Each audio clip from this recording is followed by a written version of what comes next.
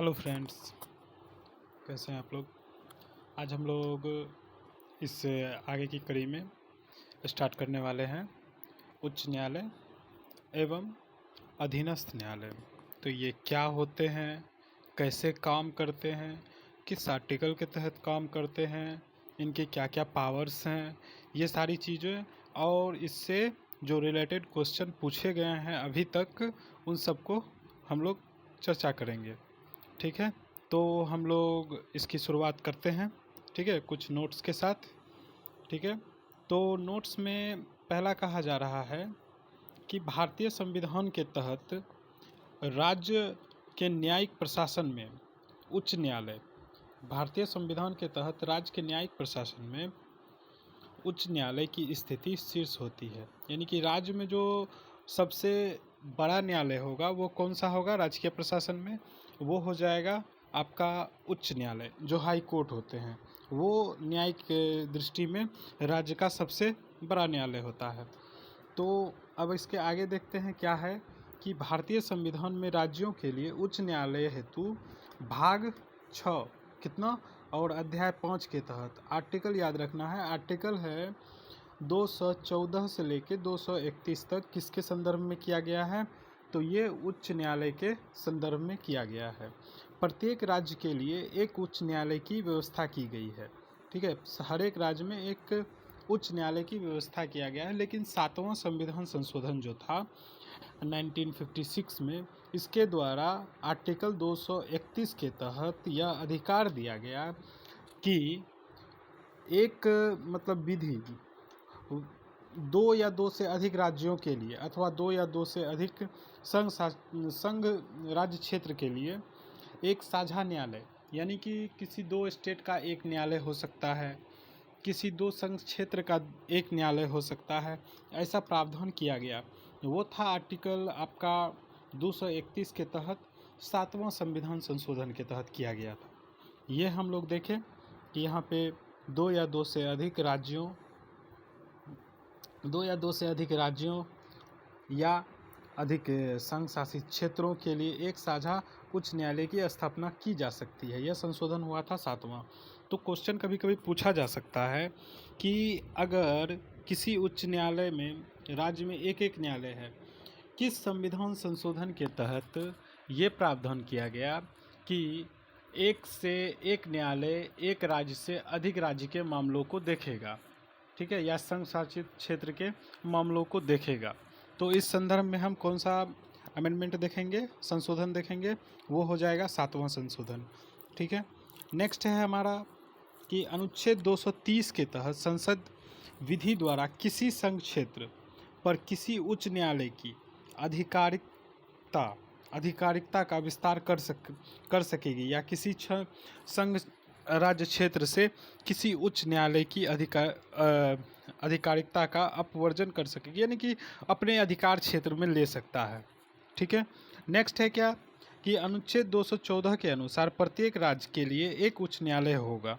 कौन से आर्टिकल में कहा गया कि प्रत्येक राज्य के लिए एक उच्च न्यायालय होगा, वह है आर्टिकल 214। 15 क्या कहता है, आर्टिकल 215 कहता है कि प्रत्येक उच्च न्यायालय एक अभिलेखनीय न्यायालय होगा। ये वेरी इंपॉर्टेंट है। ये जो है अनुच्छेद 215, ये अभिलेख न्यायालय का प्रावधान किस आर्टिकल के तहत किया गया है, तो 215 के तहत किया गया है। ठीक है, अभिलेख न्यायालय होने का तात्पर्य क्या है, तो उच्च न्यायालय के निर्णय, आदेश आदि अधीनस्थ न्यायालयों के लिए बाध्यकारी होंगे। अधीनस्थ न्यायालय का मतलब आप किसी के अधीन हैं, यानी कि अगर जो लोअर कोर्ट है, निचली अदालत है, जैसे जिला सत्र न्यायालय होता है, तो वो उनके फैसलों पे अमल करेगा। किसके, तो हाई कोर्ट के फैसलों का। हाई कोर्ट किसके फैसलों को अमल करेगा, वो सुप्रीम कोर्ट के फैसलों को अमल करेगा और उसके अनुसार निर्णय देगा, अगर उससे जो मिलता जुलता मामला हो तो। ठीक है, अब हम लोग देखते हैं कि ये बाध्यकारी हो जाता है। ये क्या है, उच्चतम न्यायालय के निर्णय, आदेश आदि अधीनस्थ न्यायालय के लिए बाध्यकारी होंगे। ठीक है, उनको अपने अवमानना के लिए दंड देने सहित अन्य न्यायालय की सभी शक्तियां होंगी। ठीक है, मतलब कि अगर इसकी अवमानना होती है तो वो इसके लिए दंड का भी प्रावधान कर सकता है। अब हम लोग चलते हैं आर्टिकल 216। आर्टिकल 216 क्या कह रहा है? प्रत्येक न्यायालय, क्या? प्रत्येक न्यायालय, उच्च न्यायालय एक मुख्य न्यायमूर्ति और अन्य न्यायाधीशों से मिलकर बनेगा। तो इसमें कह रहा है कि प्रत्येक उच्च न्यायालय मुख्य न्यायमूर्ति और अन्य न्यायाधीशों से मिलकर बनेगा, जिन्हें राष्ट्रपति समय समय पर नियुक्त करना आवश्यक समझे। मतलब कि एक क्वेश्चन और, कि उच्च न्यायालय के न्यायाधीशों की नियुक्ति कौन करता है? तो राज्यपाल? राज्यपाल नहीं, ये इसमें कौन करेगा? राष्ट्रपति। कौन करेगा? राष्ट्रपति करेगा, ठीक है, राज्यपाल नहीं करेगा। उसके बाद देखिए नेक्स्ट है उच्चतम न्यायालय। उच्च न्यायालय के न्यायाधीशों की नियुक्ति राष्ट्रपति करता है। कौन करता है? इसकी नियुक्ति राष्ट्रपति करता है। इसकी नियुक्ति राष्ट्रपति करेगा, ठीक है। इसकी नियुक्ति कौन करता है? राष्ट्रपति करता है। उच्च न्यायालय के न्यायाधीशों की उम्र कितनी वर्ष है? 62 वर्ष की आयु तक अपना पद धारण कर सकते हैं। उच्च न्यायालय के न्यायाधीश राष्ट्रपति को संबोधित हस्ताक्षर कर लेख द्वारा अपना त्यागपत्र दे सकते हैं। किसको त्यागपत्र देंगे? तो राष्ट्रपति को संबोधित करके अपना त्यागपत्र देंगे। उच्च न्यायालय के न्यायाधीश को राष्ट्रपति के आदेश से पद से हटाया जा सकता है। उच्च न्यायालय के न्यायाधीश को राष्ट्रपति के आदेश से पद से क्या कर सकता है? हटाया जा सकता है। राष्ट्रपति ऐसे आदेश संसद के प्रत्येक सदन द्वारा उसी सत्र में विशेष बहुमत से पारित प्रस्ताव के आधार पर जारी कर सकता है। राष्ट्रपति ऐसे ही अपने मन से नहीं कर सकता है, बल्कि संसद के प्रत्येक सदन का मतलब कौन सा है? लोकसभा और राज्यसभा। उसी सत्र में, ठीक है, जो सत्र चल रहा है उसी सत्र में बहुमत से, विशेष बहुमत, ठीक है, बहुमत से प्रस्ताव के आधार पर जारी कर सकता है। मतलब कि एक बहुमत का प्रस्ताव पारित कर दे संसद दोनों सदनों से और उसे राष्ट्रपति के पास भेज दिया जाए कि ये न्यायालय का जो मुख्य न्यायाधीश है वो संविधान के उल्लंघन कर रहा है, तो उस आधार पर उसको क्या किया जा सकता है? हटाया जा सकता है। उच्च न्यायालय के न्यायाधीशों को उच्चतम न्यायालय के न्यायाधीशों के समान प्रक्रिया तथा सिद्ध कदाचार और अक्षमता के आधार पर ही हटाया जा सकता है। कैसे हटाया जा सकता है? अभी हम लोगों ने चर्चा किया कि उच्च न्यायालय के न्यायाधीशों को उच्चतम न्यायालय के न्यायाधीशों के प्रक्रिया के समान ही सिद्ध कदाचार, मतलब दोष हो जाना चाहिए, अक्षमता के आधार पर हटाया जा सकता है, और सुप्रीम कोर्ट के संविधान के उल्लंघन के मामले में हटाया जा सकता है, ठीक है। नेक्स्ट 217 का 2, अनुच्छेद 217 के 2 के तहत उच्च न्यायालय के न्यायाधीश पद के लिए वही योग्य होंगे जो भारत के नागरिक हैं। नंबर 1, ऐसे व्यक्ति जो किसी उच्च न्यायालय या ऐसे 2 या 2 से अधिक न्यायालयों में लगातार कितना न्यूनतम 10 वर्ष तक अधिवक्ता रहा हो, 10 वर्ष तक वकील का काम किया हो, वही आ सकता है। ऐसे व्यक्ति जो न्यूनतम 10 वर्ष, कितना 10 वर्ष तक भारत के राज्य क्षेत्र में न्यायिक पद धारण कर चुका हो, यानी कि कौन कौन आ सकता है? भारत का नागरिक हो। दूसरा क्या है कि ऐसा व्यक्ति जो कि 10 वर्ष तक किसी न्यायालय में या अधिवक्ता रहा हो, ठीक है, 2 या 2 से अधिक या उच्च न्यायालय या 2 या 2 से अधिक उच्च न्यायालयों में, और क्या कर सकता है कि न्यायिक क्षेत्र में, ठीक है, न्यायिक पद पर वो बना रहा हो कम से कम 10 वर्ष। अब देखते हैं नेक्स्ट क्या है, आर्टिकल क्या है। नेक्स्ट आर्टिकल है हमारा अनुच्छेद 202 के अनुसार उच्च न्यायालय। अनुच्छेद 202 के अनुसार उच्च न्यायालय के न्यायाधीशों के वेतन और भत्ते राज्य के कौन सी निधि से? संचित निधि से भरे जाएंगे। जिस राज्य में न्यायाधीश कार्यरत हैं उसी राज्य के उनका पेंशन भत्ता जो है, वेतन भत्ता, वो देंगे, ठीक है। जबकि उनकी पेंशन 112(3) के तहत, ठीक है, उनकी पेंशन 112(3) के तहत, ठीक है, दी जाती है। ये हो गया। और तीसरा बात क्या कह रहा है कि इसके तहत भारत की संचित निधि पर निर्भर होती है।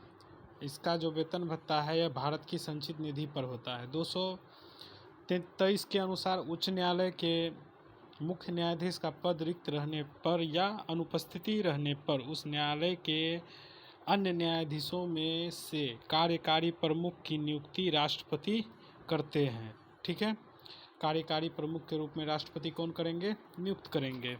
ठीक है, 23 के तहत 223।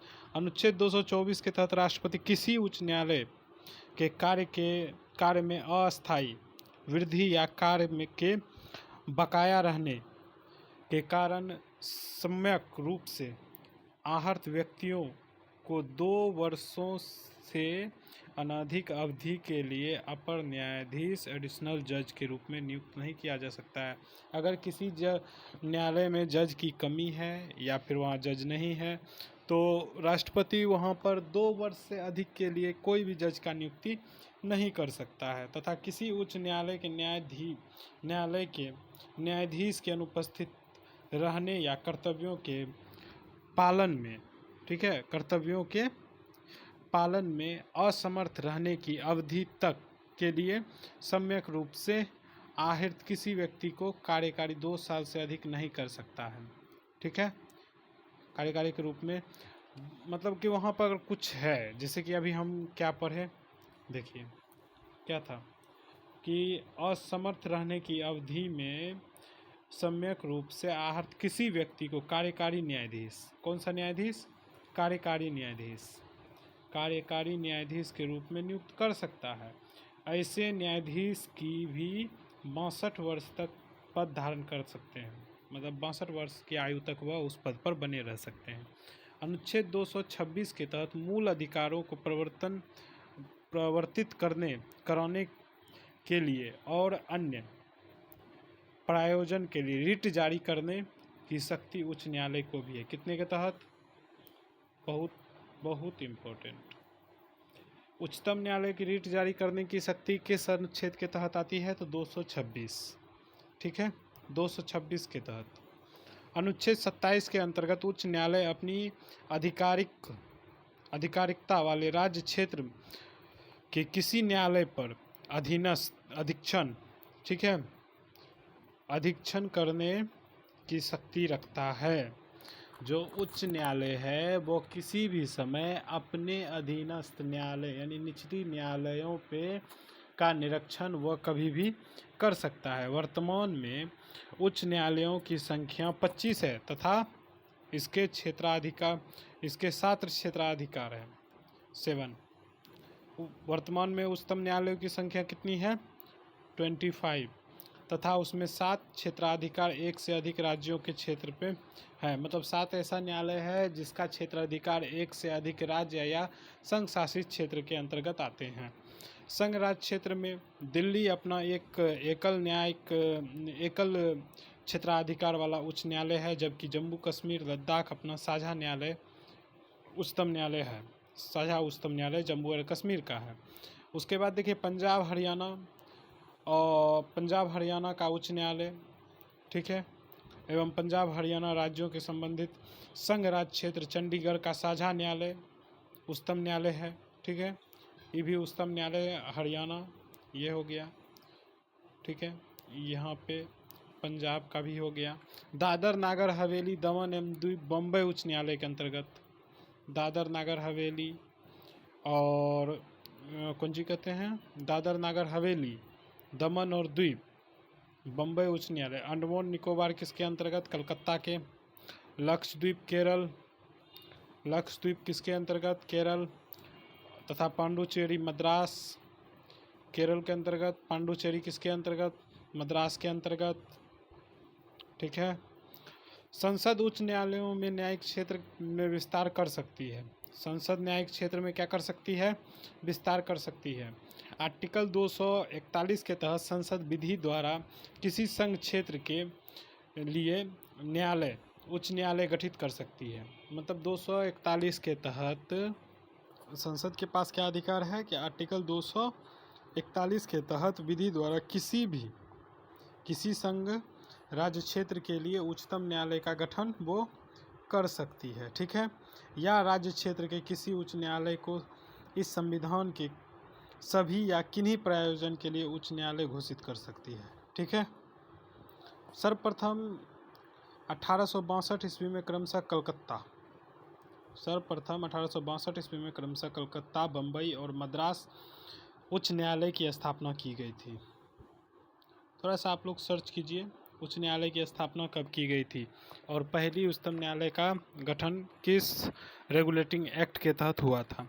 इलाहाबाद उच्च न्यायालय का स्थापना मूलतः 1866 ईस्वी में उत्तर पश्चिमी प्रांतों हेतु उच्च न्यायालय के रूप में आगरा में सदर दीवानी अदालत के स्थान पर हुई थी, ठीक है। किसके लिए? उत्तर पश्चिमी प्रांत के लिए आगरा के सदर दीवानी अदालत जो था उसमें हुआ था, ठीक है, उच्चतम न्यायालय के रूप में।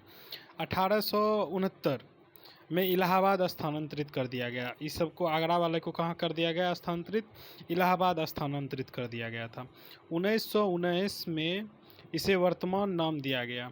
1900 ईस्वी में इलाहाबाद का जो नाम है इलाहाबाद उच्चतम न्यायालय, इसका नाम 1919 में दिया गया था। संविधान के भाग 6 और अध्याय भाग 6 के अध्याय 6 के तहत भाग 6 और अध्याय 6 के तहत आर्टिकल 233 से लेकर के अनुच्छेद 237 तक अधीनस्थ न्यायालय हेतु प्रावधान किया गया है।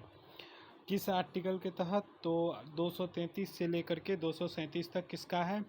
तो वो है आपका इसके लिए अधीनस्थ न्यायालय के लिए। अनुच्छेद 233(1) के अनुसार किसी राज्य में जिला न्यायाधीश नियुक्त होने वाले व्यक्ति की नियुक्ति तथा जिला न्यायाधीश की पद स्थापना और पदोन्नति उस राज्य के राज्यपाल, ठीक है। तो जिला न्यायालय के न्यायाधीश की नियुक्ति कौन करता है? तो राज्यपाल करता है। उसके पद की उन्नति, पदोन्नति कहिए, उसका ट्रांसफ़र कहिए, ये सब उस किसके अंतर्गत आता है? ट्रांसफ़र कुछ हो, पदोन्नति यानी कि उसका जो प्रमोशन होगा वो आएगा राज्यपाल के अंतर्गत।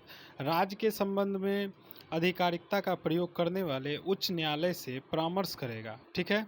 राज्य के संबंध में अधिकारिकता का प्रयोग करने से पहले वह किसका सलाह लेगा? उच्चतम न्यायालय से परामर्श करेगा। आर्टिकल 234 के अनुसार जिला न्यायाधीशों से भिन्न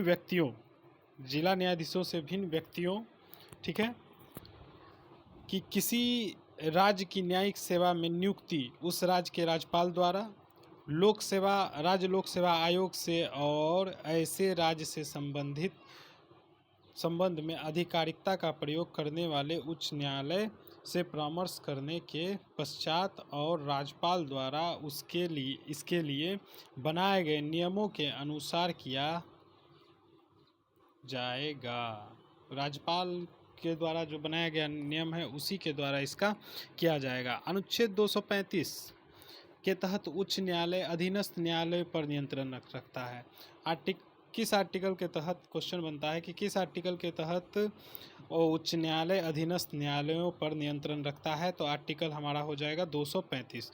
लोक अदालत के माध्यम से समांतर न्यायालयों में लंबित मामलों का दोनों पक्ष के मध्य समझौता के आधार पर निपटारा किया जाता है। लोक अदालत का काम क्या है कि दोनों पक्ष और विपक्ष दो आदमी हैं, तो दोनों के बीच में जो लंबे समय से लंबित मामला है उन दोनों के मध्य क्या करना है? उन दोनों के मध्य एक समन्वय स्थापित कर करके उस मामले को क्या करना है? ख़त्म कर देना है। ये काम किसका है? लोक अदालत का काम है। उसके बाद किया जाता है कि इसमें दीवानी मामले के साथ साथ कातीय आपराधिक मामले पर भी विचार किया जाता है। दीवानी मामले के साथ साथ किसमें भी विचार किया जाता है? आपराधिक मामलों पर भी इसमें किया जाता है, विचार किया जाता है। लोक अदालत में वर्तमान या सेवानिवृत्त न्यायाधिकारी अथवा विधिक ज्ञान रखने वाले व्यक्ति पीठासीन अधिकारी होते हैं, ठीक है। इसमें कौन हो सकते हैं? लोक अदालत में वर्तमान सेवानिवृत्त न्यायाधिकारी हो सकते हैं, विधि का ज्ञान रखने वाले व्यक्ति पीठासीन अधिकारी हो सकते हैं। ग्राम न्यायालय अधिनियम 2008 के तहत ग्राम न्यायालय को सिविल तथा आपराधिक दोनों ही मामले की सुनवाई का अधिकार दिया है। ग्राम न्यायालय अधिनियम 2008 के अनुसार। ये हमारा न्यायालय का टॉपिक था, जो कि लगभग इसमें सारी चीज़ों को हमने देख लिया। अब इससे जो रिलेटेड क्वेश्चन हैं उसको हम लोग देखते हैं। चलिए अब हम इससे बनने वाले सभी प्रश्नों को ध्यान से देखते हैं, ठीक है। तो पहला प्रश्न हमारा कहता है कि उच्च न्यायालय में न्यायाधीशों की संख्या निर्धारित करने का अधिकार निम्नलिखित में से किसके पास है। क्या आपने अभी पढ़ा था कि जो उनकी संख्या है निर्धारित करने का अधिकार किनके पास होगा? आप लोग बताइए, राष्ट्रपति के पास, संसद के पास, या किनके पास? अभी पढ़े थे शायद, संसद है क्या? संसद ही होना चाहिए, ठीक है। नहीं, कौन होना चाहिए? राष्ट्रपति, ठीक है। उच्चतम न्यायालय के न्यायाधीशों की संख्या निर्धारित करने का आधिकारिक रूप पे किसके पास अथॉरिटी होती है? राष्ट्रपति के पास अथॉरिटी होती है, ठीक है। ये 69th PPSC प्री का एग्ज़ाम है, ठीक है, एकदम लेटेस्ट।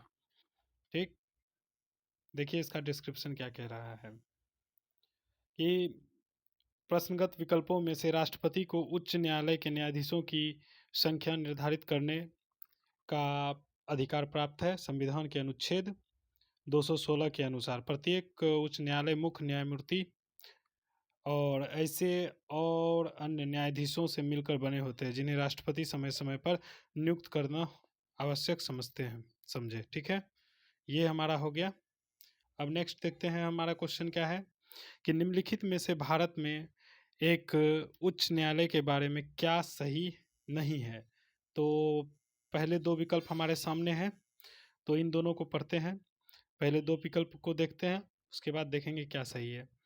कि द्वितीय अपील उच्च न्यायालय के अपीलीय क्षेत्राधिकार में आते हैं। द्वितीय अपील उच्च न्यायालय के अपीलीय क्षेत्राधिकार में आते हैं। क्या यह सही है? सही है। उच्च न्यायालय के प्रत्येक न्यायाधीश की नियुक्ति राष्ट्रपति द्वारा किया जाता है। ये भी सही है, ये भी सही है, ये भी सही है। तो अगला हम लोग देखते हैं कौन सा है, उसको हम थोड़ा सा देख लेते हैं। सॉरी, उसको हम लोग देख लेते हैं क्या है। तीसरा ऑप्शन हमारा क्या कह रहा है, तीसरे ऑप्शन को थोड़ा सा देखते हैं। तो उच्च न्यायालय के न्यायाधीशों की नियुक्ति राज्यपाल करता है। क्या राज्यपाल कर रहा था नियुक्ति? ये एक सरासर गलत है। कौन करता है? राष्ट्रपति करता है। कौन करता है? राष्ट्रपति करता है। किसकी नियुक्ति? राज्यपाल का। उच्च न्यायालय में लोकहितवादी और संबंध में आवेदन स्वीकार किए जाते हैं। बिल्कुल सही, बिल्कुल किए जाते हैं, ठीक है, बिल्कुल किए जाते हैं। तो इसका आंसर हमारा हो जाएगा ऑप्शन नंबर सी, जो कि गलत है। जो गलत पूछा गया था वो ऑप्शन देखिए क्या पूछा गया था कि निम्नलिखित में से भारत में उच्च न्यायालय के बारे में कौन सा क्या सही नहीं है, सही नहीं है।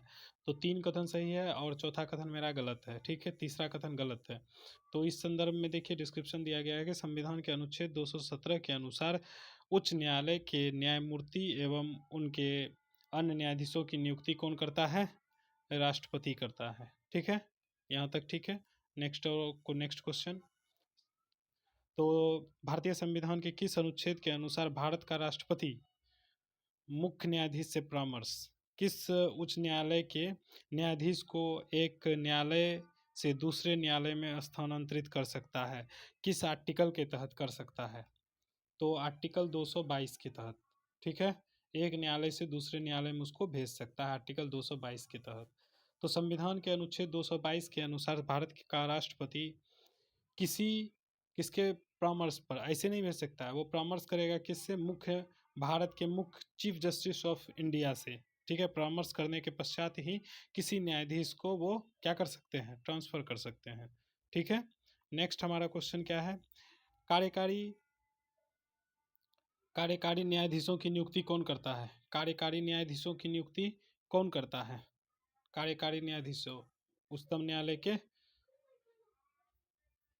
कार्यकारी न्यायाधीश की नियुक्ति कौन करेगा? उच्चतम न्यायालय करेगा, आर्टिकल 224 के तहत। आर्टिकल कितना? 224 के तहत, आर्टिकल 224 के तहत उच्च न्यायालयों में अपर, एडिशनल और कार्यकारी एक्टिंग न्यायाधीशों की नियुक्ति का प्रावधान है। अनुच्छेद 224(1) के अनुसार यदि किसी उच्च न्यायालय के कार्यों में किसी अस्थायी वृद्धि के कारण या उसमें कार्य के बकाया होने के कारण राष्ट्रपति को यह प्रतीत होता है कि उस न्यायालय के न्यायाधीशों की संख्या तत्संगत तत्समय बढ़ा देना चाहिए, तो राष्ट्रपति क्या करेगा? सम्यक रूप से आहरित व्यक्तियों को 2 वर्ष के लिए 2 वर्ष से अनधिक की किसी अनधिक ऐसी अवधि के लिए जो वह नियुक्त कर सकता है। ठीक है, न्यायाधीश की नियुक्ति कर सकता है। नेक्स्ट क्वेश्चन हमारा क्या है? नेक्स्ट क्वेश्चन देखिए। नेक्स्ट क्वेश्चन है, उच्च न्यायालय के न्यायाधीशों के वेतन और भत्ते दिए जाते हैं किससे? संचित निधि से। ठीक है, भारत की संचित निधि से। इसी को मानिए ऑप्शन ए, राज्य की किससे दिया जाता है? राज्य की, क्योंकि उच्चतम न्यायालय है, उच्चतम न्यायालय के न्यायाधीशों की जो वेतन होते हैं वो राज्य की संचित निधि से दिया जाता है, और चीफ जस्टिस और इंडिया यानी कि सुप्रीम कोर्ट के जितने भी जज होते हैं उनको संचित निधि किससे दिया जाता है? भारत की संचित निधि से पैसे दिए जाते हैं। नेक्स्ट देखते हैं हम लोग क्या है। नेक्स्ट, उच्च न्यायालय के सेवानिवृत्त जज को पेंशन कहाँ से दी जाती है? पेंशन कहाँ से दिया जाता है इनका? पेंशन कहाँ से दिया जाता है? जिस राज्य में वो सेवा दिए उसी राज्य से उनको पेंशन दिया जाता है जहाँ पे वो रिटायर हो रहे हैं। ठीक है, ये हो जाएगा। देखिए, राज्य किधर गया जी? पेंशन कहाँ से? ये क्या हो रहा है? वेतन भत्ते दिया जाता है, सॉरी, अंतिम वो ऑप्शन ए, भारत की संचित निधि से दिया जाता है। भारत की किससे दिया जाता है? संचित निधि से। ऑप्शन बी हो जाएगा। सॉरी, ऑप्शन बी नहीं, ऑप्शन ए, माफ कीजिएगा, ऑप्शन ए सही है। उच्च न्यायालय के सेवानिवृत्त जजों के पेंशन कहाँ से दी जाती है? तो राज्य की संचित निधि से उनको वेतन दिया जाता है। ठीक है, पेंशन अंतिम सेवा रहे या कुछ, जब भी जहाँ तक वो अंतिम सेवा दिएगा, वेतन का जिम्मेदार कौन है? राज्य है। वेतन का जिम्मेदार कौन है? राज्य है। लेकिन जब वो रिटायर हो जाते हैं तो पेंशन की जिम्मेदारी संचित निधि से कौन देता है? भारत सरकार देता है उनको। ठीक है, उच्चतम न्यायालय के न्यायमूर्ति की सेवानिवृत्ति का आयु क्या है? आप लोग सभी को पता है 62 वर्ष की आयु तक ये सेवा दे सकते हैं। कितने वर्ष तक? 62 वर्ष तक की उम्र तक ये सेवा दे सकते हैं। नेक्स्ट है हमारा क्या? नेक्स्ट को हम लोग देखते हैं नेक्स्ट क्वेश्चन फिर है, उच्च न्यायालय के न्यायाधीशों की अधिकतम आयु सीमा कितनी है? उच्च न्यायालय पूछा जा रहा है, सुप्रीम कोर्ट नहीं पूछा जा रहा है। तो इसकी कितनी हो जाएगी? 62 वर्ष। इसकी कितनी होगी? 62 वर्ष। 62 वर्ष की आयु तक ये क्या कर सकते हैं? सेवा दे सकते। क्या है? 62। ठीक है, आंसर हो गया आपका 62। ठीक, निम्नलिखित कथनों पर विचार कीजिए। भारत में 25 उच्च न्यायालय हैं। जी हाँ, 25 उच्च न्यायालय हैं। ठीक, उसके बाद देखिए क्या कह रहा है कि पंजाब, हरियाणा और केंद्र शासित प्रदेश चंडीगढ़ का एक ही सामूहिक न्यायालय है। क्या यह सही है? क्या यह सही है? बिल्कुल सही है। ठीक है, अभी हम लोग देखे थे कि पंजाब, हरियाणा और केंद्र शासित प्रदेश चंडीगढ़ का एक ही सामूहिक उच्च न्यायालय है। राज्य के राष्ट्रीय राजधानी क्षेत्र दिल्ली का स्वयं अपना उच्च न्यायालय है। बिल्कुल सही है, अभी हम लोग देखे थे कि इसका भी एक अपना पर्सनल न्यायालय है। तो तीनों के तीनों कथन क्या है? सही है, तथा ऑप्शन सी हमारा क्या हो जाएगा? सही हो जाएगा। नेक्स्ट क्वेश्चन हम लोग देखते हैं, भारत में उच्च न्यायालय। ठीक है, सभी ऑप्शन को पढ़ेंगे। उच्च न्यायालय के संबंध में निम्नलिखित कथनों पर विचार कीजिए। ठीक है, देश में 18 उच्च न्यायालय हैं। क्या यह सही है? 18 नहीं, कितना उच्च न्यायालय है? 25 उच्च न्यायालय हैं। इनमें से 3 क्षेत्राधिकार एक राज्य से अधिक पर है, 7 का है। ठीक है, 7 ऐसे न्यायालय हैं जिनका क्षेत्राधिकार 1 से अधिक पर है। ठीक है, उसके बाद देखिए, किसी भी संघ राज्य क्षेत्र का अपना उच्च न्यायालय नहीं है। ऐसा कुछ है? ऐसा कुछ है तो बोलिए। ऐसा कुछ नहीं है। ठीक है, ये भी गलत हो गया, ये भी गलत हो गया, ये भी गलत हो गया। चौथा देखिए क्या कह रहा है, उच्च न्यायालय के न्यायाधीश 62 वर्ष की ये सही है। कितना कह रहा है, 62 वर्ष। जो पद उसका धारण करने का उच्च न्यायालय के हैं, उनका 62 वर्ष तक की आयु तक ये अपने पद पर बने रहेंगे। तो अतः ऑप्शन हमारा कौन कौन गलत हो गया जी। पूछा क्या जा रहा है, निम्नलिखित में से कौन सा सही है, कौन सा सही है। तो ऑप्शन हमारा हो जाएगा, कौन सा सही है, तो केवल 4 सही है। ठीक है, तो इसमें देखते हैं तो केवल 4 सही है। ठीक, अब हम लोग देखते हैं नेक्स्ट क्वेश्चन क्या है कि भारत में उच्च न्यायालयों की संख्या कितनी है। उच्च न्यायालय कितने हैं, तो ये क्वेश्चन 2008 का है। टोटल उच्च न्यायालय की संख्या 25 है। अभी हम लोगों ने देखे 7, जिसमें से एक से अधिक राज्यों के या केंद्र शासित प्रदेशों में सेवा दे रहा है। ठीक है, वर्तमान में कितने हैं, 25 हैं। अंडमान निकोबार द्वीप समूह पर निम्नलिखित उच्च न्यायालयों में किस एक क्षेत्राधिकार में आता है, किसके क्षेत्राधिकार में आता है। अंडमान निकोबार किसके, कोलकाता के क्षेत्र में आता है। किसके क्षेत्र में आता है, कोलकाता के क्षेत्र में आता है। ठीक है, नेक्स्ट यहाँ पे कुछ कुछ और है। ठीक है, देखिए क्या क्या है, तो इनको हम थोड़ा सा दिख देते हैं कि बम्बई उच्च न्यायालय में कौन कौन आते हैं, महाराष्ट्र आते हैं। ठीक, गोवा, दादर नगर हवेली, दमन एंड द्वीप। ठीक है, कलकत्ता में कौन कौन आते हैं, पश्चिम बंगाल आते हैं, अंडमान निकोबार द्वीप समूह आते हैं। गुवाहाटी में कौन कौन आते हैं, असम, अरुणाचल प्रदेश, मिजोरम, नागालैंड। ठीक है, ये सभी किस में आते हैं, असम में आते हैं। केरल में देख लीजिए कौन कौन आते हैं, केरल और लक्षद्वीप आते हैं। महाराष्ट्र में कौन कौन आते हैं, तो महाराष्ट्र में हम लोग देखते हैं, महाराष्ट्र उच्च न्यायालय तमिलनाडु और पांडिचेरी आते हैं। ठीक है, पंजाब हरियाणा का उच्च न्यायालय एक ही है। ठीक है, चंडीगढ़ भी उसमें शामिल है। जम्मू कश्मीर में और लद्दाख में एक है। ठीक है, ये हमारा था। निम्नलिखित में उच्च न्यायालयों में से कौन एक से अधिक राज्य केंद्र शासित प्रदेश, राज्य या केंद्र शासित प्रदेश के लिए है, कौन सा है बताइए। दिल्ली का क्या है, अपना एक पर्सनल है। गुजरात का भी है। क्या बम्बई का पर्सनल है, बम्बई का पर्सनल नहीं है। बम्बई का क्या है, उसका अपना पर्सनल उच्च न्यायालय नहीं होता है। उसके क्षेत्राधिकार में और भी क्षेत्र आते हैं। ठीक है, सिर्फ बम्बई ही नहीं है उनके क्षेत्राधिकार में। नेक्स्ट क्वेश्चन हम लोग देखते हैं। नेक्स्ट क्वेश्चन हमारा है, क्वेश्चन नंबर हम लोग चलते हैं 14 पे। ठीक है, भारत में कितने उच्च उच्च न्यायालयों की आधिकारिकता में एक से अधिक राज्य संघ, कितना है, तो 7 है। ठीक है, कितना है, तो 7 गो है। 7 गो हम लोग देखे थे, 7 उच्च न्यायालय हैं। सॉरी, ये क्या दे दिया है जी गलती से, क्या क्वेश्चन क्या कह रहा है, यही होता है जल्दबाजी में जब क्वेश्चन पढ़िएगा तो थोड़ा सा मिस्टेक के लिए आपका क्वेश्चन पूरा गलत हो जाएगा। तो भारत के कितने उच्च न्यायालयों की आधिकारिकता में से एक से अधिक राज्य हैं, एक से एक तो है ही, एक से अधिक राज्य हैं। संघ राज्य क्षेत्र शामिल नहीं होना चाहिए।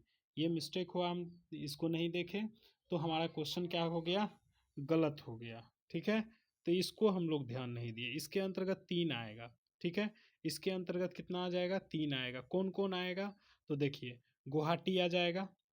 ठीक है, जिसमें कि 4 गो हैं।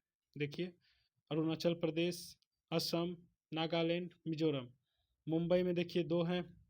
मुंबई में महाराष्ट्र, गोवा, इसमें भी पंजाब और हरियाणा है। ठीक है, यहाँ पर देख लीजिए। अब देखिए नेक्स्ट पे हम चलते हैं, 15वां है, निम्नलिखित राज्यों में से किस राज्य का अपना उच्चतम न्यायालय नहीं है। किसका नहीं है, क्या मणिपुर का है, मणिपुर का, मणिपुर का क्या है, मणिपुर का नहीं। ये क्वेश्चन पुराना है। यहाँ से अगर देखा जाए तो मणिपुर राज्य में अपना न्यायालय नहीं था, लेकिन अब यह गुवाहाटी के क्षेत्र अधिकार में आ गया है। मणिपुर का अपना नहीं था, लेकिन अब ये किसके क्षेत्राधिकार में आ गया है, गुवाहाटी के क्षेत्राधिकार में आ गया है। ठीक है, गुवाहाटी के क्षेत्राधिकार में आ गया है मणिपुर। और देखिए क्या कह रहा है, क्षेत्राधिकार था, जबकि 25 मार्च 2013 के बाद मणिपुर उच्च न्यायालय की स्थापना हो चुकी है। कितना को हुआ था मणिपुर उच्च न्यायालय, 25 मार्च 2013। ठीक है, यहाँ पे गुहा हो गया है। ठीक, पहले आता था। अब देखते हैं नेक्स्ट, नेक्स्ट क्वेश्चन क्या है, नेक्स्ट क्वेश्चन है कि निम्नलिखित में से किन राज्यों में 2013 में उच्च न्यायालय की स्थापना किया गया था? तो एक तो अभी हम लोग देख लिए, किस में किया गया था? किस में किया गया था? मणिपुर में किया गया था। अभी हम लोग किसको देख रहे हैं? तो इसमें आ जाएगा मेघालय और त्रिपुरा। मेघालय और त्रिपुरा, ठीक है। इसके अनुसार मेघालय और त्रिपुरा आ जाएगा। मेघालय त्रिपुरा, ठीक है। तो ऑप्शन हमारा कौन सा सही हो जाएगा? नेक्स्ट में देखते हैं 2 और 4। 2 और 4 हमारा क्या हो जाएगा? सही हो जाएगा। मेघालय त्रिपुरा, कौन सा? मेघालय और त्रिपुरा, ये हो। नेक्स्ट में हम लोग देखते हैं, देखिए यहाँ पे दिया गया है, केंद्र सरकार द्वारा पूर्वोत्तर राज्य मेघालय, मणिपुर, त्रिपुरा हेतु 3 नए उच्च न्यायालय हाई कोर्ट का गठन किया गया, जिन्हें मार्च 2013 में उच्चतम न्यायालय के तत्कालीन मुख्य न्यायाधीश कबीर द्वारा उद्घाटित करने के बाद प्रारंभ कर दिया गया, ठीक है। कबीर। नेक्स्ट क्वेश्चन, नेक्स्ट, उच्च निम्नलिखित निम्न उच्च न्यायालय में राज्य किस उच्च न्यायालय में सबसे अधिक बेंच है? किस उच्च न्यायालय में, किस उच्च न्यायालय में सबसे अधिक बेंच है? क्वेश्चन को देखिए, फिर क्वेश्चन क्या कह रहा है कि किस उच्च न्यायालय में, क्वेश्चन को अच्छे से, कि निम्न उच्च न्यायालयों में से किस उच्च न्यायालय की सबसे अधिक बेंच है? किसका अधिक बेंच है सबसे अधिक? तो इसमें देखिए कन्फ्यूजन हो जाएगा, ठीक है। इसमें कन्फ्यूजन होना तय है, क्योंकि जिस समय क्वेश्चन पूछा गया था उस समय का स्थिति कुछ और था। ये क्वेश्चन 2007 में पूछा गया है, 2007 में। तो ऑप्शन सी एंड डी हो रहा है। तो इसके हम लोग डिस्क्रिप्शन को पढ़ेंगे। तो कलकत्ता उच्च न्यायालय की मुख्य पीठ कोलकाता में और 2 बेंच पोर्ट ब्लेयर, ठीक है, एवं जलपाईगुड़ी में है। तो मध्य प्रदेश उच्च न्यायालय की मूल पीठ जबलपुर और 2 बेंच ग्वालियर और इंदौर में है। और मुंबई का कहाँ है? तो मूल पीठ मुंबई में और 3 बेंच नागपुर, पणजी और औरंगाबाद में है। गुवाहाटी का देखिए, तो मूल पीठ गुवाहाटी में है और 3 बेंच देखिए कोहिमा, आइजोल, ईटानगर, इन सब में स्थित है। तो पहले गुवाहाटी उच्च न्यायालय में सर्वाधिक 6 बेंच थी, परंतु 2013 में मणिपुर, मेघालय, त्रिपुरा उच्च न्यायालय के गठन के पश्चात अब 3 बेंच शेष रह गए हैं। तो वर्तमान परिप्रेक्ष्य में अगर देखा जाए तो मुंबई और गुवाहाटी उच्च न्यायालय की सर्वाधिक बेंच संख्या कितनी है? 3-3 है। तो दोनों में से कोई रहे, ठीक है, मुंबई और गुवाहाटी, तो दोनों को टिक कर देना है, नहीं तो मुंबई या गुवाहाटी हो तो इसकी सबसे बड़ी बेंच अभी तक की है, ठीक है। नेक्स्ट देखते हैं, निम्न में से कौन सा राज्य उच्च न्यायालय का मुख्य क्षेत्राधिकार नहीं रखता है?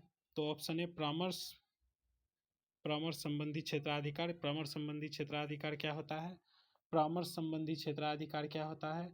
तो भारतीय संविधान के अनुसार परामर्श संबंधी क्षेत्राधिकार 143 के तहत मात्र किसके पास है? मात्र सुप्रीम कोर्ट के पास है, ठीक है। ये उच्च न्यायालय के पास नहीं होता, ठीक। नेक्स्ट क्वेश्चन हम लोग देखते हैं 19 नंबर का। नेक्स्ट क्वेश्चन हमारा कह रहा है कि जब किसी उच्च न्यायालय का मुख्य न्यायाधीश प्रशासनिक हैसियत से काम करता है तो वह अधीन होता है किसके? प्रशासनिक हैसियत से जब काम करेगा तो वह किसके अधीन हो जाएगा? तो वह हो जाता है उच्चतम न्यायालय के अन्य न्यायाधीशों में से किसी भी रिट अधिकारिता के, ठीक है। ऑप्शन ए, उच्चतम न्यायालय के न्यायाधीशों में से किसी भी रिट अधिकारिता के, ठीक है। तो कह रहा था क्वेश्चन कि उच्च न्यायालय का मुख्य न्यायाधीश प्रशासनिक हैसियत से जब काम करता है वह किसके अधीन होता है? तो वह किसके अधीन हो जाता है? किसी भी रिट अधिकारिता के, ठीक। नेक्स्ट क्वेश्चन, नेक्स्ट क्वेश्चन है हमारा, देखिए कि उच्च न्यायालय उच्च अधिकार, एक उच्च अधिकार प्राप्त न्यायालय द्वारा उत्प्रेषण, ठीक है, रिट जारी की जा सकती है। उत्प्रेषण रिट कब जारी किया जा सकता है? उत्प्रेषण रिट, तो देखिए एक अधीनस्थ न्यायालय को वह पुनर्रिव्यू हेतु, ठीक है, रिव्यू हेतु मामले के विशेष की कार्यवाही का अभिलेख स्थानांतरित कर दे तब, ठीक है। तब वह क्या कर सकता है, रिट जारी कर सकता है। ठीक है, ये हो गया हमारा option number A. Option number क्या हो जाएगा, ए सही हो जाएगा। नेक्स्ट हम लोग देखते हैं, नेक्स्ट कि निम्न में से कौन सी एक याचिका अधीनस्थ न्यायालय की कार्य पद्धति का परीक्षण करती है। कौन सा करता है कार्य परीक्षण, इसका कार्य परीक्षण के लिए कौन करेगा, उत्प्रेषण, जो अभी हम लोग देखे थे वही कार्य परीक्षण के लिए इसका जिम्मेदार है। तो उत्प्रेषण इसके कार्य परीक्षण के लिए जिम्मेदार है। ठीक है, उत्प्रेषण। ठीक, नेक्स्ट नेक्स्ट क्वेश्चन हमारा है 25। देखिए कि निम्न में से कौन एक रिट न्यायालय में कार्यवाही लंबित होने की दशा में लागू होता है। कौन सा कार्यवाही अगर लंबित हो जाए तो कौन सा लागू हो जाता है, प्रोविजन, प्रतिषेध। ठीक है, ये लागू हो जाता है, ये ठीक है, प्रतिषेध लागू हो जाता है। नेक्स्ट क्वेश्चन,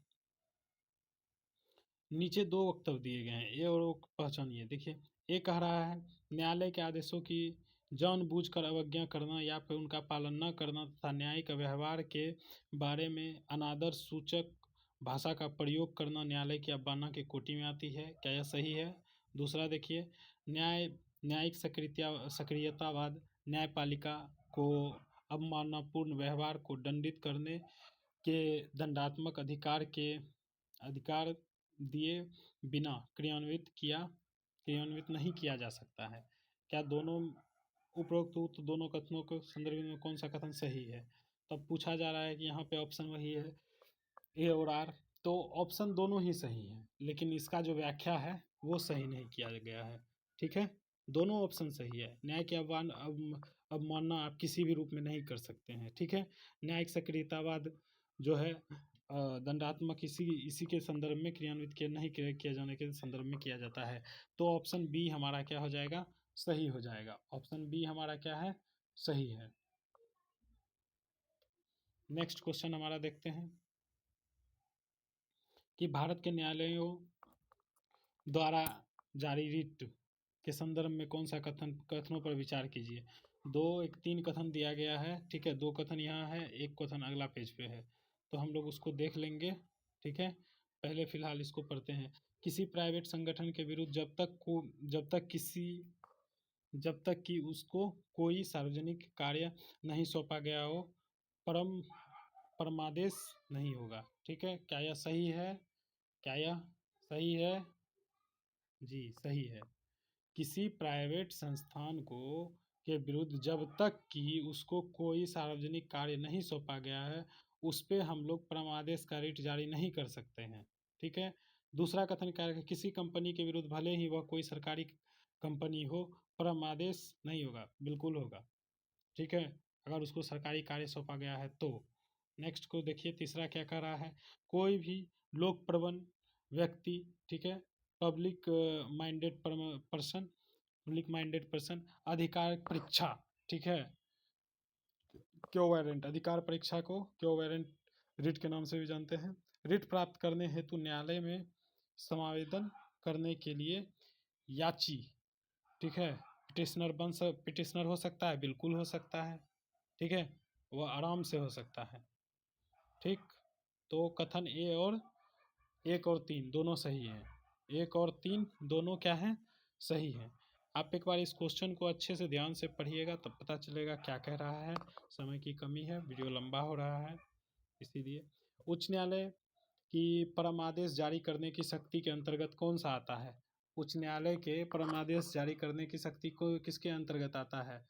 तो देखिए, संवैधानिक अधिकार, संवैधिक अधिकार और मौलिक अधिकार, तीनों के मामले में इसका जो है क्या है, रिट जारी करने का अधिकार है। ठीक है, नेक्स्ट हम लोग देखते हैं। नेक्स्ट क्वेश्चन हमारा क्या है, नेक्स्ट क्वेश्चन कह रहा है, कथन और कारण है, भारतीय नागरिकों के अधिकारों को संरक्षित करने में भारतीय अधिकारों को संरक्षित करने में उच्च न्यायालय सर्वोच्च न्यायालय की अपेक्षा बढ़िया स्थिति में है। बताइए, क्या यह कह रहा है सही है, तो कारण देखिए क्या कह रहा है कि सर्वोच्च न्यायालय केवल मौलिक अधिकारों के संरक्षण के लिए ही परम आदेश जारी कर सकता है। बिल्कुल सही है।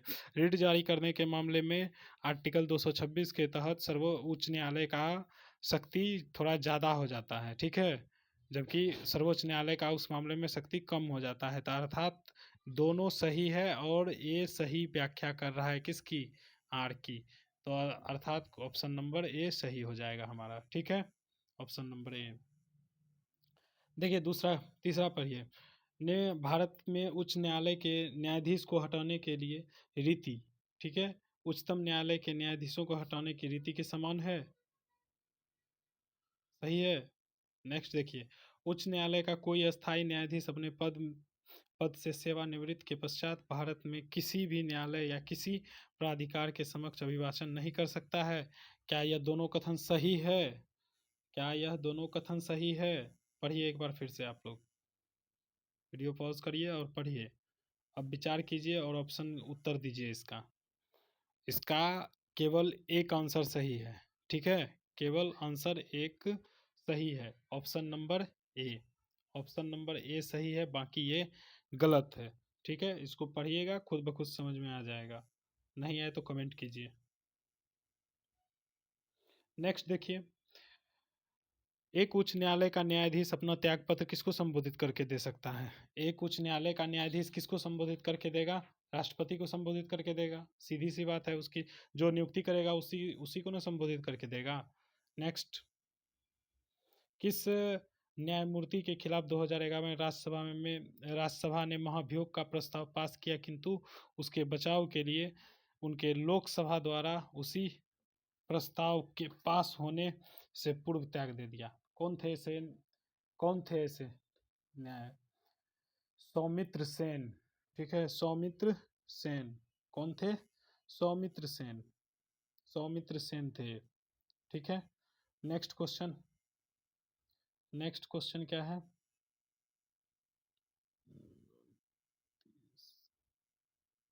कुछ ही क्वेश्चन है, ज़्यादा वीडियो लंबा नहीं है, लेकिन 1 घंटा का हो जाता है। बाबरी मस्जिद जन्मभूमि का विवाद जो इलाहाबाद उच्च न्यायालय, ठीक है, के समक्ष था, वह किस प्रकार परम आदेश याचिका था, स्वात्वाधिकार मुकदमा था यानी टाइल सूट था, या क्षतिपूर्ति का दावा था, या न्यायिक पुनरीक्षण याचिका था? कौन सा था? तो ऑप्शन नंबर हम लोग चलते हैं, क्या टाई सूट था वो? क्या था? ये टाई सूट था, ठीक है, स्वतत्वाधिकार मुकदमा था ये, ठीक।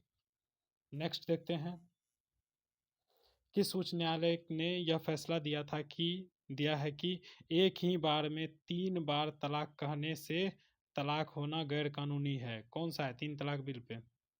किस उच्च न्यायालय ने पहले फैसला दिया था? तो इलाहाबाद, ठीक है, कौन दिए थे? इलाहाबाद उच्च न्यायालय ने, ठीक। नेक्स्ट, 2008 में छत्तीसगढ़ उच्च न्यायालय के मुख्य न्यायाधीश कौन थे? ये क्वेश्चन इरिलीवेंट है, अभी अब पूछने का कोई ज़रूरत नहीं है, आप लोग नहीं याद रख सकते, कोई मतलब नहीं है इसका। विधि आयोग के किस अध्यक्ष ने अपनी रिपोर्ट के संदर्भ में समर्थन में किया कि प्रत्येक उच्च न्यायालय के 1/3 न्यायाधीश दूसरे राज्य के होने चाहिए? कौन कह रहा है, कौन ऐसा कह रहा है? तो कौन ऐसा कह रहा है? खन्ना साहब ऐसा कहे थे, ठीक है, खन्ना साहब, न्यायाधीश HR Khanna. Option number C, option number C, ठीक है। जिला न्यायाधीश शब्द संविधान के किस अनुच्छेद में है? अभी आप लोग पढ़े थे, 200 कितना, 33, 33 से कितना, 37, ठीक है,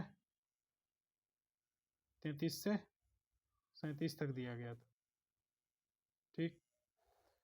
भारत के संविधान के अनुसार जिला न्यायाधीश अभिव्यक्ति के अंतर्गत सम्मिलित नहीं होगा, अभिव्यक्ति के अंतर्गत सम्मिलित नहीं होगा। क्या क्या नहीं होगा?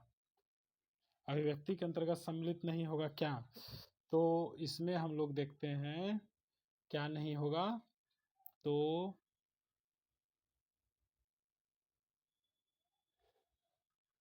मुख्य प्रेसिडेंसी मजिस्ट्रेट, सेशन न्यायाधीश, अधिकरण न्यायाधीश, या फिर लघु वाद न्यायाधीश का मुख्य न्यायाधीश। ये हो जाएगा ऑप्शन नंबर सी। कौन हो जाएगा? Option number C. Option number C को हम लोग टिक कर रहे हैं, ये सही है। ठीक है, नेक्स्ट सी। नेक्स्ट नेक्स्ट क्वेश्चन हमारा क्या है, कथन कारण दिया गया है कि जिला न्यायाधीश जिला का सबसे बड़ा न्यायिक अधिकारी होता है, क्या यह सही है? जिला न्यायाधीश जिला का सबसे बड़ा न्यायिक अधिकारी होता है, बिल्कुल होता है। जिला न्यायाधीश के पास न्यायिक शक्तियां, प्रशासनिक दोनों प्रकार की शक्तियां होती है, जिनके पास जिले के अन्य सभी अधीनस्थ न्यायालयों के ऊपर पर्यवेक्षी शक्ति भी होती है। बिल्कुल सही है, ये कारण सही है तो कथन भी सही है। तो आर ए की सही व्याख्या कर रहा है तथा ऑप्शन इसका क्या हो जाएगा, ऑप्शन ए सही हो जाएगा। इसका ऑप्शन ए बिल्कुल करेक्ट हो जाएगा। ठीक है, next question option A. 37 number question देखिए, वह स्टेटमेंट दिया गया है कि न्यायिक हिरासत का अर्थ क्या है। अर्थ है कि अभी क्या अर्थ लगा रहा है, देखिए थोड़ा सा उसके बाद, कि अभियुक्त संबंधी मजिस्ट्रेट की हिरासत में है और ऐसे अभियुक्त को पुलिस स्टेशन के हवालात में रखा जा सकता है, ना कि जेल में। बिल्कुल गलत है। देखिए, जो मजिस्ट्रेट के हिरासत में होगा उसको जेल में रखा जाएगा, ठीक है, हवालात में नहीं। ठीक है, कस्टडी में आएगा तब उसको किस में रखा जाएगा, हवालात में रखा जाएगा, पुलिस स्टेशन में। ठीक, अब देखिए दूसरा क्या कह रहा है, न्यायिक हिरासत के दौरान मामले में प्रभारी पुलिस अधिकारी न्यायालय की अनुमति के बिना संदिग्ध व्यक्ति से पूछताछ नहीं कर सकता है। अगर वह न्यायालय के मजिस्ट्रेट के न्यायिक हिरासत में है तो बिना परमिशन के वह पूछताछ नहीं कर सकता है। ये हमारा सही है, ये हमारा गलत है। तो अर्थात देखिए क्या है, ऑप्शन केवल बी सही होगा। कौन सा सही है, तो ऑप्शन केवल बी सही है। ठीक है, ऑप्शन केवल बी सही है। नेक्स्ट हम लोग देखते हैं, कथन दिया गया है, कारण दिया गया, भारत में दैनंदिन जेल प्रशासन के लिए जेल का अनुरक्षण राज्य सरकार अपने नियमों और विनियमों से करती है, क्या यह सही है? क्या यह सही है? देखिए, क्या यह सही है? बिल्कुल सही है, राज्य सरकार अपने नियम से करती है। भारत में जेल का नियंत्रण जेल अधिनियम 1994 द्वारा किया जाता है, जिससे जेल का विषय स्पष्ट रूप से प्रांतीय सरकारों के नियंत्रण में रहता है। बिल्कुल सही है, इसीलिए क्या है, दोनों कथन सही है। कथन एक भी सही है, कथन दो भी सही है। ठीक है, कथन एक और दो दोनों सही है, इसीलिए, और ये दोनों एक दूसरे की व्याख्या भी कर रहे हैं। ठीक है, कौन सा है, कितना ईस्वी में क्या था, 1894। ठीक है, 1894, चौरानवे से प्रांतीय क्षेत्र का विषय रहा है। ठीक है, ऑप्शन ए। नेक्स्ट क्वेश्चन हमारा देखिए क्या है, नेक्स्ट क्वेश्चन हमारा कह रहा है कि सरकार विधि अधिकारी और विधिक फॉर्म अधिवक्ता के रूप में मान्यता प्राप्त है, किंतु कोऑपरेटिव वकील और पेटेंट न्यायवादी अधिवक्ता की मान्यता से बाहर रखे जाते हैं। सरकारी विधि अधिकारी यानी जो सरकारी वकील है उसके बारे में कहा जा रहा है। तो क्या कहा जा रहा है कि विधिक फॉर्म अधिवक्ता के रूप में मान्यता प्राप्त है, किंतु कॉर्पोरेट वकील और पेट, पेटेंट पेटेंट न्यायवादी अधिवक्ता की मान्यता से बाहर रखे गए हैं। नहीं, ऐसा नहीं है, यह ऑप्शन क्या है, गलत है। ठीक है, देखिए दूसरा क्या कह रहा है कि विधिक परिषद बार काउंसिल को विधिक शिक्षा और विधिक महाविद्यालयों की मान्यता के बारे में नियम अधिकथित करने का क्या है, शक्ति है। बिल्कुल है, तो ऑप्शन बी हमारा सही है। ऑप्शन दो सही है, तो केवल ऑप्शन दो हो जाएगा। ठीक है, next question option number B. ठीक है, नेक्स्ट, लोक अदालत के संदर्भ में। ठीक, लोक अदालत के संदर्भ में निम्नलिखित कथनों में से कौन सा सही है। लोक अदालत पढ़े थे, लोक अदालत के बारे में देखिए क्या कह रहा है कि लोक अदालत के आधिकारिक मुकदमा दायर करने से पहले के मामले का निपटारा करने की और उनमें उन मामलों का नहीं जो कि न्यायालय में लंबित हो। नहीं, जो न्यायालय में लंबित है उसी पर तो लोक अदालत में निपटारा किया जाता है। लोक अदालत में निपटारा किसका किया जाता है, जो न्यायालय में लंबे समय से लंबित मामला है। ठीक है, दूसरा देखिए क्या कह रहा है, लोक अदालत ऐसे मामलों का निपटारा कर सकती है जो सिविल न कि आपराधिक प्रकृति को। ऐसा कुछ नहीं है, ठीक है, ऐसा कुछ भी नहीं है। नेक्स्ट देखिए, प्रत्येक लोक अदालत में केवल सेवारत अथवा सेवानिवृत्त न्यायिक अधिकारी की ही नियुक्ति। बे भी नहीं, उपयुक्त में से कोई भी कथन जो है सही नहीं है, बिल्कुल सही, कोई भी कथन सही नहीं है, सब कथन गलत है, ठीक है। नेक्स्ट नेक्स्ट क्वेश्चन, ग्राम न्यायालय अधिनियम क्या है? ग्राम न्यायालय अधिनियम के संदर्भ में निम्न कथनों पर विचार कीजिए, कौन सा सही है। तो इसमें देखते हैं कि इस अधिनियम के अनुसार ग्राम न्यायिक न्यायालय केवल सिविल मामलों की सुनवाई कर सकता है, आपराधिक मामलों की नहीं। नहीं, उधर एक का हम लोग पढ़े थे 2008 का जो नियम था उसमें दोनों को सम्मिलित कर दिया गया था। तो अभी हम लोग देखते हैं ये कथन तो सही हो गया। दूसरा देखते हैं हम क्या है, दूसरा कथन,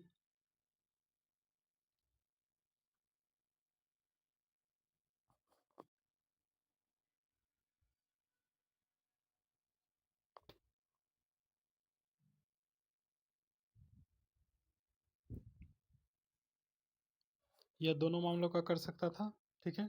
नेक्स्ट देखिए दूसरा क्या कह रहा है कि एक कथन गलत हो गया, यह अधिनियम स्थानीय सामाजिक सक्रियतावादियों के मध्यस्थ सुलहकर्ता के रूप में कार्य, बिल्कुल सही है। दूसरा नंबर क्या है, बिल्कुल सही है, अर्थात ऑप्शन नंबर हमारा कौन सा हो जाएगा, ऑप्शन नंबर बी सही हो जाएगा, ठीक है, यही सही है।